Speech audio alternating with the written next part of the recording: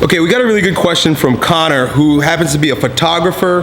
He does filming, basically, artistic work of that sort, where people might hire him. So he doesn't have a job right now, he doesn't have a non-job, but he's wondering how does he go about taking his passion for photography and filming and then turn it into a non-job. So I'm gonna use this as an opportunity to shed some light on the malleability, the ability to manipulate the non-job ladder. So I really believe that every single entrepreneur, everyone, if you're using YouTube or not, or if you're using blogs or the internet or websites or not, even if you just have a corner store, right?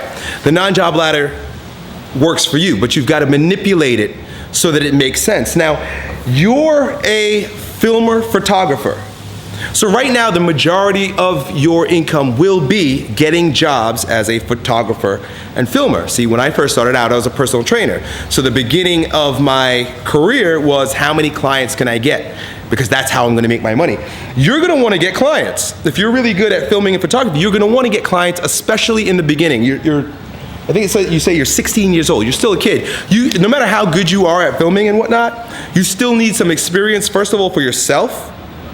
Loads of experience, not just filming and getting clients, but business experience, being rejected, falling, scraping your knees. You got a lot of growing up, and when I say that, doesn't mean I'm not saying that you're a baby, but a lot of growing up to do, maturity. And the way that you're going to achieve that is by getting your ass out there and actually serving clients in the way that you'd like to.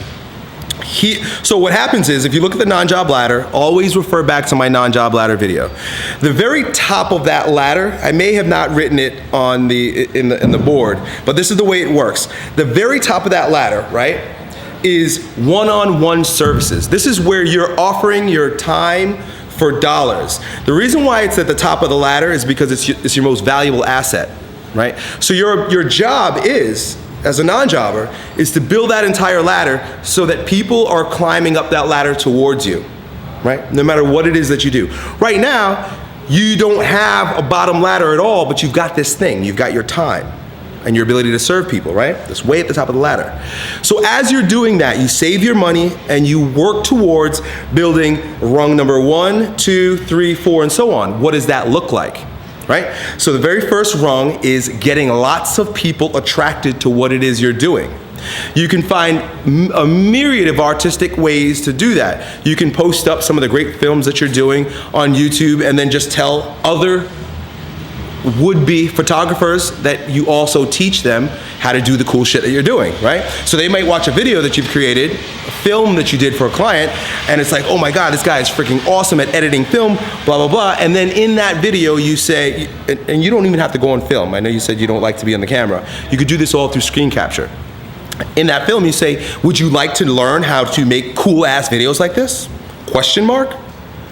And you make 1,000 of those videos.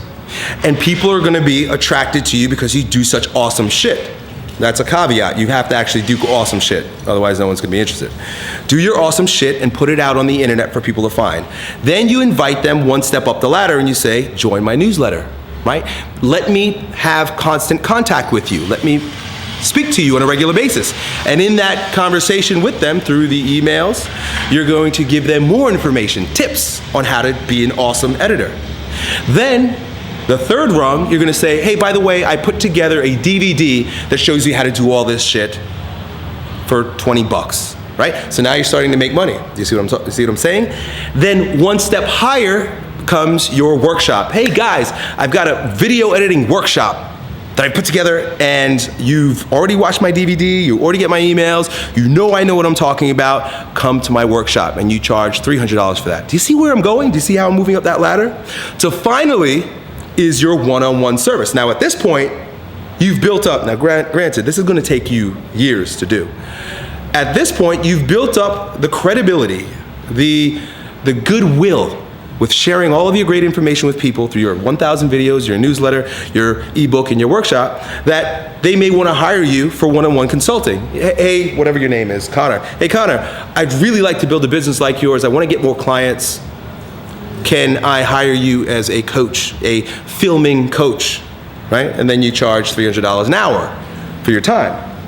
Or because you've really spread your self out so broad, and so that everybody knows who you are because you've got 1,000 videos up and you've got books and you've got DVDs, that potential high profile clients will want to hire you to do their filming for their videos and take photos at their expensive events.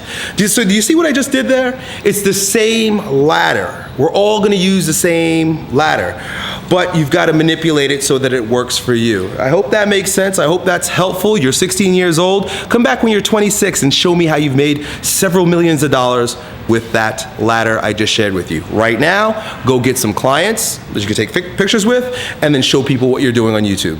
Simple as that.